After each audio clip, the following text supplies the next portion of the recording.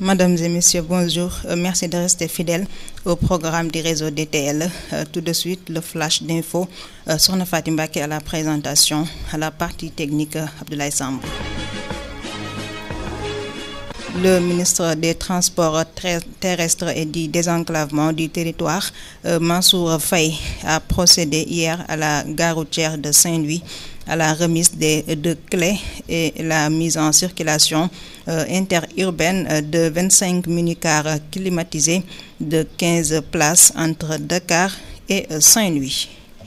Le conseil de discipline de l'université Cheikh Anta Diop de Dakar a trouvé un soutien de taille dans sa décision de sanctionner les étudiants auteurs de violences dans l'espace universitaire. Le ministre de l'Enseignement supérieur, interpellé sur la question, approuve les mesures prises. Cheikh Oumar Anne a déclaré que les sanctions sont méritées et ce sera comme ça dorénavant. L'Organisation mondiale de la santé, OMS, a apporté son soutien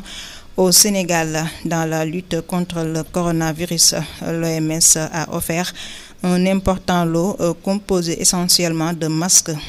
Par ce geste, l'Organisation mondiale de la santé réaffirme son soutien à l'État du Sénégal afin de participer à la prévention et à la riposte de la pandémie Covid-19. Radié des cadres de la gendarmerie et rétrogradé comme simple soldat, le capitaine Oumara Touré a décidé de saisir la Cour suprême et la Cour de justice de la CEDEAO pour attaquer le décret du chef de l'État. Selon des infos, il va déposer son recours la semaine prochaine. Le marabout El Hadji Cheikh Sidiya Diaby de Kédougou a effectué une visite de courtoisie à Touba auprès du khalife général des Mourides, Serigne Mountakha Mbacké. C'était une visite de 2 jours. L'affaire de la dame Aïda Mbacké, arrêtée pour meurtre de son mari en novembre 2018, a été appelée ce mercredi 7 juillet 2021 devant la chambre criminelle de Dakar. L'affaire a été renvoyée jusqu'au 28 juillet prochain pour la comparution des témoins. Quelques heures après l'annonce de l'assassinat du président haïtien Jovenel Moïse, mercredi, les réactions internationales se sont multipliées.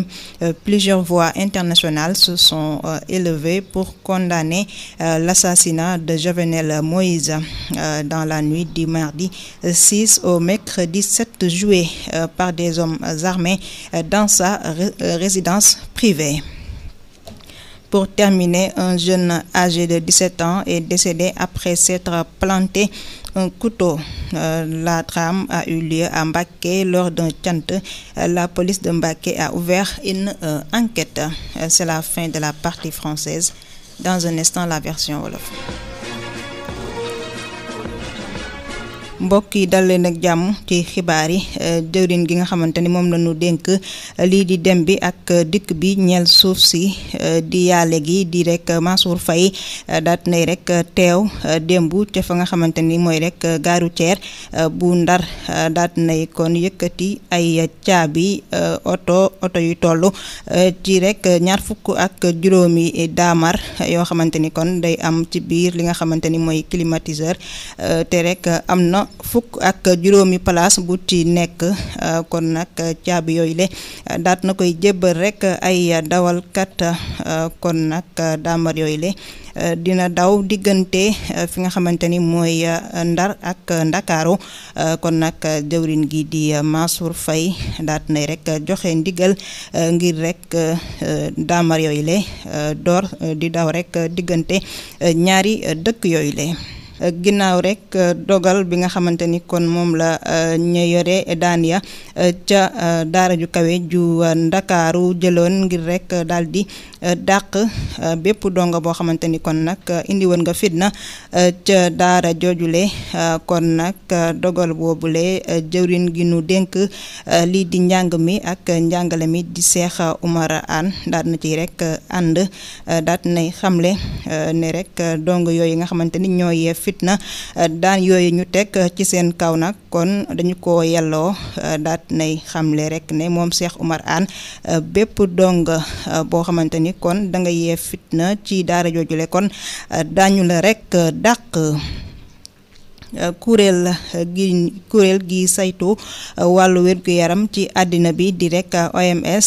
kon nag daat nay jàppale réew Sénégal ci lim bu takku ci ay alikañ maanaam ci ay masque ngir rek jàppale ko ci xeex bi jëm ci li nga xamante ni mooy mbas mi di coronavirus kon nag jébbal na Sénégal li ni mel ngir rek ñu mën di wattu jàngoro joojule ginnaaw ba ñu ko defee rek ab soobare kese maanaam ginnaaw ba ñu ko defee ab soldat simple kii di capitaine Oumar Touré kon nag bu ñu sukkandikoo ci ay xibaar daat nay rek dina dem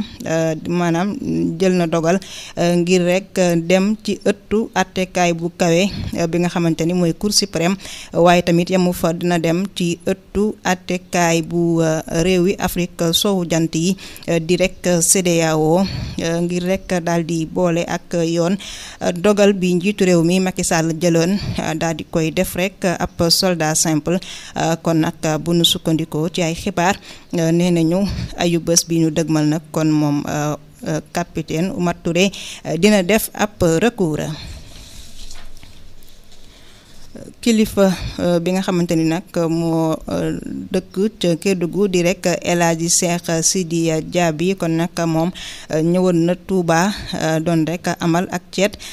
ci ki nga xamante ni mooy xalifaab murit yi di Cheikh di Serigne Mountakha Mbacké kon nag moom El Hadji Cheikh Sidi Diaby def na Touba ñaari fan. mbiru Aïda Mbacké mi nga xamante ni kon dañu ko rek tegoon loxo ci faat gu mu faatoon borom këram ci weeru novembre atum 2023 kon nag ay mbiram démb lañ ci waroon a àddu àllarba juróom-ñaari fan ci weeru sulet ca ëttu attekaay bi nga xamante ni mooy cour d'appel waaye nag mbir ma dañu ko rek dàq maanaam dañu ko yóbbu ba ñaar fukki fan ak juróom-ñett ci weeru sulet gi nu dëgmal kon nag li waral li ni mel mooy rek ñu mën a déglu ay seede maanaam ña fekke woon mbir ma kon nag ay waxtu rek ginnaaw ba ñu xamlee ne rek ki nga xamante ni mooy njiitu réewu Haïti di Jovenel Moïse dañu ko faagaagal àllarba kon nag àdduna wërngal këpp ñi ngi ciy wax kon nag tax na ba ay kilifa ci àddina bi nag daal di ñaawlu jëf joojule muy rek faat ga ñu faat kii di Jovenel Moïse te rek ñi def ñaawteef googule di ay góor yu yore woon lii di ngànnaay kon nag mbokk yi dañuy daal di ndar képp xibaar yi ci benn ndaw lu am fukk ak juróom-ñaari at moom nag daal di rek jël paaka daal di koy jamate boppam kon nag li ni mel am na ci benn cant kon nag paaka la jël daal di koy jam ci ay poojam li ni mel kon indil ko ay gaañu-gaañu yu metti mu ñàkk ci deret ju bari ba rek daa mujj ñàkk bakkanam nee nañu kon dafa daan woon jël rek ci ay cëb cant daal di jël paaka def li ni mel kon nag li ni mel mi ngi xewee ci Mbàkke kon nag jamono ji nee nañu sax takk deri ubbi nañu ci ay gëstu kon nag mbokk yi foofu la ñuy yemandi ak yéen ba beneen yoon soxna Faati moo nekkoon ci kàddu gi Abdoulaye Samb ci xarala gi mbokk yi cant ak gërëm ñel na leen.